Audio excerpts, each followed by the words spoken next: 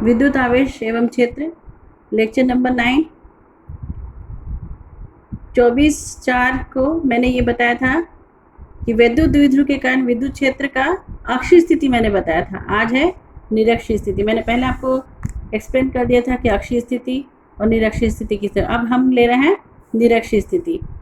निरक्षीय स्थिति में देखिए कि यहाँ पर एक डाइपोल है, बिंदु ए पर प्लस की आवेश है, बिंदु बी पर माइनस की आवेश है। फिर से दोनों के बीच का डिस्टेंस जो 2 है, आधे पे लंब अर्धक हमने खींचा हुआ है, लंब के अर्धक पे बिंदु P स्थित है, मतलब ये निरक्षीय स्थिति पर बिंदु P स्थित है। निरक्षीय स्थिति कौन सी स्थिति कहलाती है? ए बी जो है ये डाइपोल का अक्ष है, इसके लंबार्धक पर जो बिंदु लंब अर्धक होना चाहिए, मतलब ये आधा आधा होना चाहिए, और इस लंब अर्धक पर बिंदु P स्थित है। इस बिंदु P पर हम क्या करेंगे? E का मान निकालने जा रहे हैं। तो यहाँ पर देखिए कि P को माइनस Q से और P को प्लस Q से, या P को B से और P को A से जोड़ने वाली जो रेखाएं हैं ये थीटा कोण बनाती है। तो यहाँ से हम पाइथागोरस थ्योरम से हमें मालूम है कि ये डिस्टेंस हमने R लिया हुआ है, मध्य बिंदु O से P तक का दूरी हमने R लिया है। तो PB और PA दोनों का वैल्यू क्या हो जाएगा? यहाँ तक A है और ये डिस्टेंस आ रहा है। तो पाइथागोरस थ्योरम के अनुसार ये वाला जो डिस्टेंस होगा PA और PB जो होगा वो कितना हो जाएगा? R² plus A²। यहाँ से हम कॉस थीटा की वैल्यू निकाल लिए। आधार बटा कर्ण, आधार क्या है? A है, और कर्ण कितना है? √R² plus A²। AP भी R² और BP भी कितना हो जाएगा? √AP कितना हो जाएगा? √R² plus A²। Similarly BP will also equal to √R² plus A²। अब A पर स्थित प्लस की आवेश के कारण हमारा प्रॉब्लम आपको समझ में आ गया होगा। हमारे पास एक डाइपोल है AB, A पर प्लस Q चार्ज है, फिर से मैं रिपीट कर रही हूँ, B पर माइनस Q चार्ज है, दोनों का बीच का डिस्टेंस जो है वो 2 है, और इसके लंबार्धक पर एक बिंदु P है जो कि निरक्षीय स्थिति कहलाती है। इस बिंदु P पर हमको विद्युत क्षेत्र की तीव्रता ज्ञात करनी है। ये हमारा प्रश्न है निरक्षीय स्थिति में। तो प्लस Q के कारण बिंदु P पर क्षेत्र की जो तीव्रता होगी, हमने EQ से EQ प्लस Q लिया है दर्शाने के लिए 1/4 pi epsilon not Q upon कौन सा डिस्टेंस होगा? A से लेकर P तक का डिस्टेंस AP²। इसी प्रकार माइनस Q आवेश के कारण बिंदु P पर विद्युत क्षेत्र की तीव्रता E minus Q which is equal to 1/4 pi epsilon not Q upon BP²।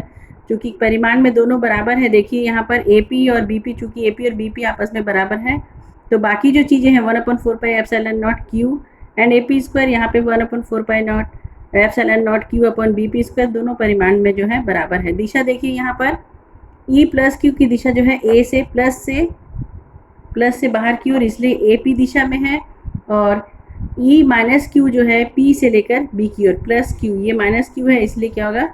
Minus के ओर है, इसलिए E माइनस Q, या इसको E1 भी बोल सकते हैं, इसको E2 भी बोल सकते हैं, P से लेकर B तक की इसकी दिशा होगी। परंतु परिमाण में दोनों क्या है? बराबर है। कौन बराबर है? E plus Q is equal to E minus Q, ये दोनों परिमाण में आपस में बराबर है।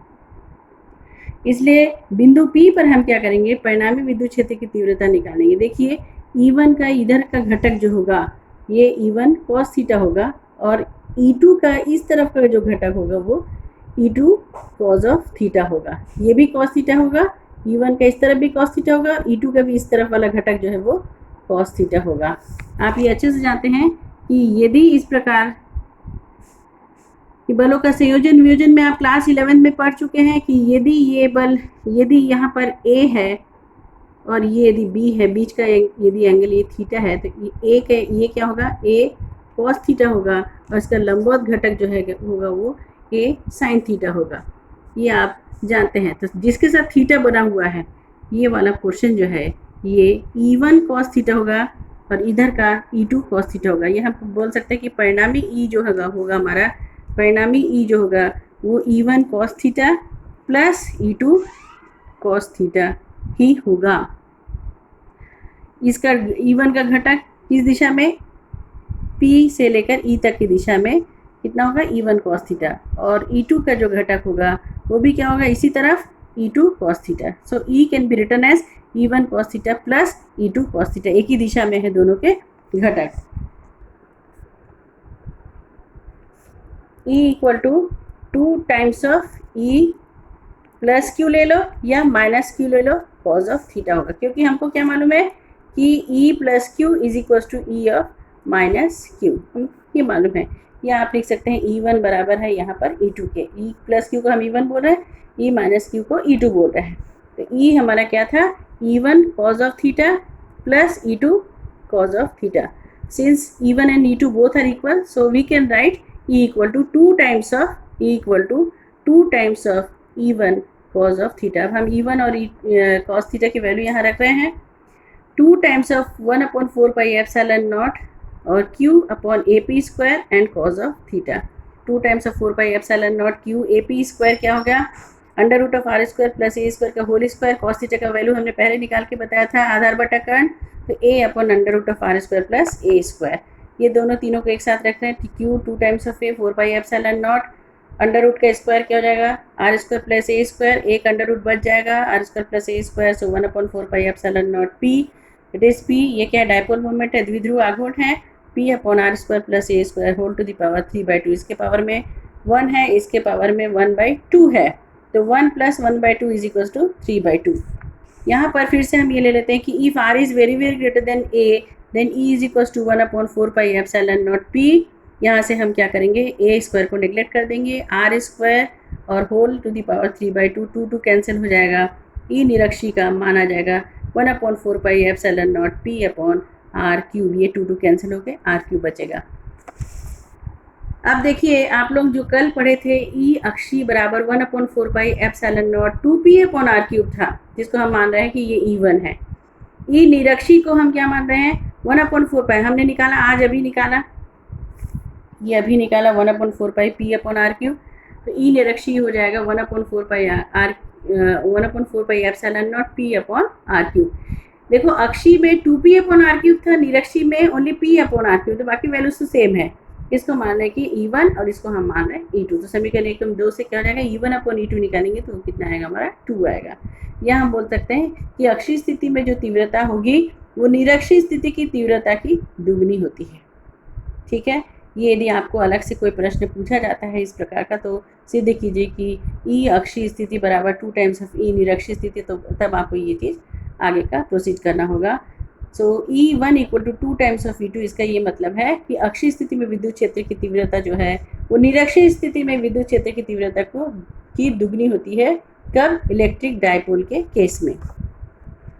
इसके बाद हमने 2 स्थिति पढ़ ली, अक्षीय स्थिति और निरक्षीय स्थिति। अब हम क्या करेंगे, P को किसी भी स्थिति में रखेंगे, ना तो वो अक्षीय स्थिति में रहेगा ना वो निरक्षीय स्थिति में रहेगा, किसी भी स्थिति में रहेगा। विद्युत द्विध्रुव के कारण किसी बिंदु पर विद्युत क्षेत्र, electric field due to electric dipole at any direction. हमने क्या लिया, एक डायपोल ए भी लिया, उसका विद्युत द्विध्रुव आघूर्ण आप जानते हैं 2 टाइम्स ऑफ क्यू ए होता है, इसकी दिशा जो है बी से ए की ओर या माइनस से प्लस की ओर होगा। इस पी को हम क्या करेंगे, क्या करें, पी क्या है, द्विध्रुव आघूर्ण है, डायपोल को हम 2 घटक में विभाजित करते हैं, एक है पी कॉस थीटा जो कि ओपी डायरेक्शन में रहेगा और दूसरा रहेगा पी साइन थीटा जो कि ओपी के लंबवत दिशा में रहेगा। आप चित्र को देखिए, यहाँ पर ये देखिए, ये डायपोल मोमेंट, ये पी की दिशा, आपको मालूम है पी की दिशा क्या होती है, माइनस से प्लस की ओर होती है, बी से लेकर ए तक, अभी मैंने बताया। इस पी को हम क्या कर रहे हैं, 2 अलग अलग घटकों में वियोजित कर रहे हैं। देखो एक यदि फोर्स दिया रहे तो हम इसको 2 घटक इसके बना सकते हैं। आप सब ये चीज़ 11 में पढ़ चुके हैं, बलों का वियोजन, बलों का संयोजन, फोर्स को 2 घटक में वियोजित करें, इफ इट इज़ थीटा तो ये घटक क्या होगा, एफ कॉज ऑफ थीटा होगा, और ये वाला घटक क्या होगा, एफ साइन ऑफ थीटा होगा। देखो कैसे होता है कि suppose it is A, it is B and it is C, तब क्या होगा, आप जानते हैं कि कॉस थीटा बराबर आधार बटा कर्ण। आधार क्या है, यहाँ पर यदि ये पी बिंदु लेते हैं तो आधार ए पी बराबर क्या होगा, आधार, और कर्ण बराबर क्या होगा, एफ। तो ये दोनों को आप यूज़ कीजिए, तो ए पी बराबर एफ कॉज ऑफ थीटा।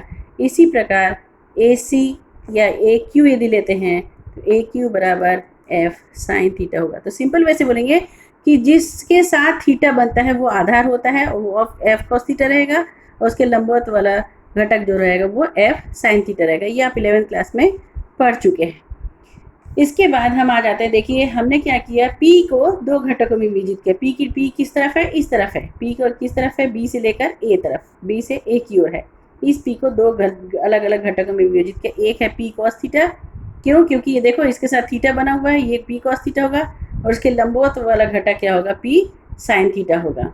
अब देखिए P cos थीटा जो है ये क्या है, अक्षीय स्थिति में है, और P sin थीटा वाला जो है वो निरक्षीय स्थिति में है। बिंदु P अक्षीय स्थिति, ये अलोंग दिस डायरेक्शन ये अक्षीय स्थिति कहलाएगा, और इस तरफ वो परपेंडिकुलर है तो ये निरक्षीय स्थिति कहलाएगा। तो P cos थीटा अक्षीय स्थिति में है, जबकि P sin थीटा निरक्षीय स्थिति में है। बिंदु P पर घटक P cos थीटा के सापेक्ष अक्षीय स्थिति में है, इसलिए इस घटक के कारण बिंदु P पर विद्युत क्षेत्र की तीव्रता, किस घटक के कारण, P cos थीटा के कारण, ठीक है। तो 1/4 pi epsilon not 2p cos theta upon R cube. Original formula हमारा क्या है, ओरिजिनल फॉर्मूला अक्षीय स्थिति के लिए हमारा फॉर्मूला क्या है, 1/4 pi epsilon not 2p upon R cube. इस फॉर्मूले का हम यूज़ कर रहे हैं। तो E1 will be equal to 1/4 pi epsilon not 2p, यहाँ पे 2p की जगह पे हम क्या लिखेंगे, p cos theta upon R cube, first equation. इसी प्रकार P का घटक P sin थीटा के सापेक्ष निरक्षीय स्थिति में है, तो निरक्षीय स्थिति का फॉर्मूला क्या है, E equal to 1/4 pi epsilon not P upon R cube. तो E2 will be 1/4 pi epsilon not, P की जगह पे हम क्या लिखेंगे यहाँ पर, P sin theta upon R cube. बिंदु P पर E1 और E2 जो है, यहाँ पर देखिए आप E1 और E2 जो है वो दोनों लंबवत है। E1 और E2 का परिणामी क्या है, E है।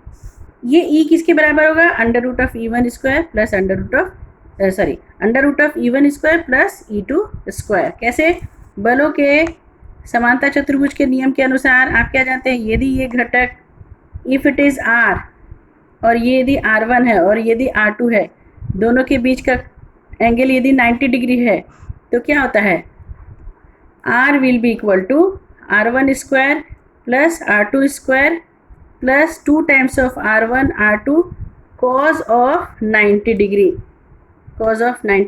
so it will be equal to only R1 square plus R2 square, R is equals to, because cos 90 is equals to 0।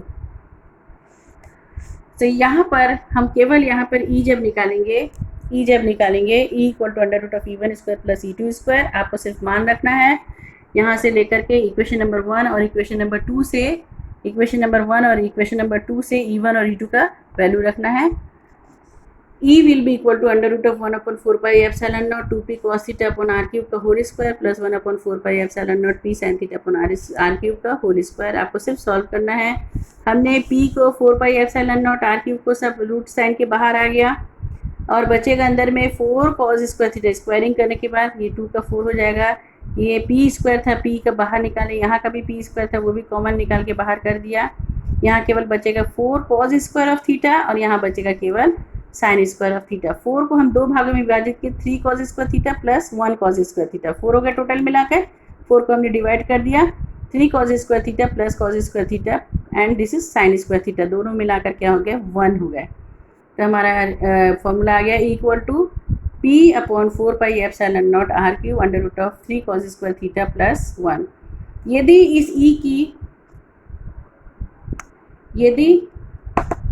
इस E की दिशा निकालने जाए, ये हमारा जो परिणामी E है, ये E1 के साथ अल्फा कोण बनाता है। बताना पड़ेगा ना, क्योंकि E जो है वो सदिश राशि है। आप तो परिमाण बता दिए, अब आपको दिशा बताना पड़ेगा। दिशा क्या बोलेंगे आप, E1 के साथ E जो है अल्फा कोण बनाता है। आप दिशा क्या बताएंगे कि परिणामी E का परिणाम कितना है, परिमाण कितना है, p upon 4 pi epsilon not R cube under root of 3 cos square theta plus 1। ये परिमाण हो गया इसका, और इसकी दिशा की क्या हो गई, E जो है E1 के साथ अल्फा कोण बनाता है। आप अल्फा निकाल के बताइए कि अल्फा कितना है, अल्फा का वैल्यू कितना है।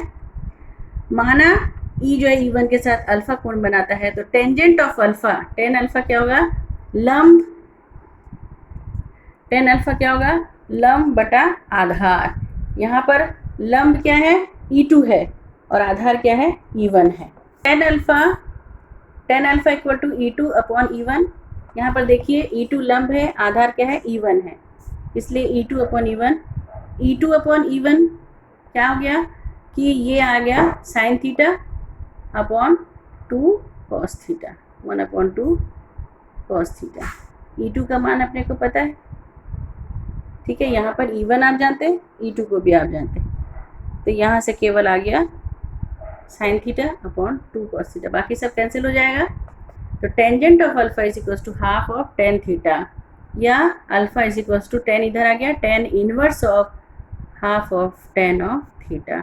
अब देखिए कई बार प्रश्न ये आता है कि किसी भी स्थिति में E का मान निकालिए, कब? P डायपोल के किसी भी स्थिति में रखा है, अक्षीय में भी नहीं है और निरक्षीय में भी नहीं है, किसी भी स्थिति में है, और वहां से आप अक्षीय स्थिति के लिए, वहां से आप अक्षीय स्थिति के लिए और निरक्षीय स्थिति के लिए फॉर्मूला निकालिए। ऐसा भी प्रश्न आता है कि सबसे पहले क्या आएगा प्रश्न में, आप बिंदु P किसी भी स्थिति में उपस्थित है डायपोल के, वो निकाल करके आप वहां से अक्षीय स्थिति और निरक्षीय स्थिति के फॉर्मूला निकालिए। तो अक्षीय स्थिति में क्या होगा, थीटा इज इक्वल टू 0 रखेंगे। आप किस में रखेंगे थीटा इक्वल टू 0? इसमें रखेंगे।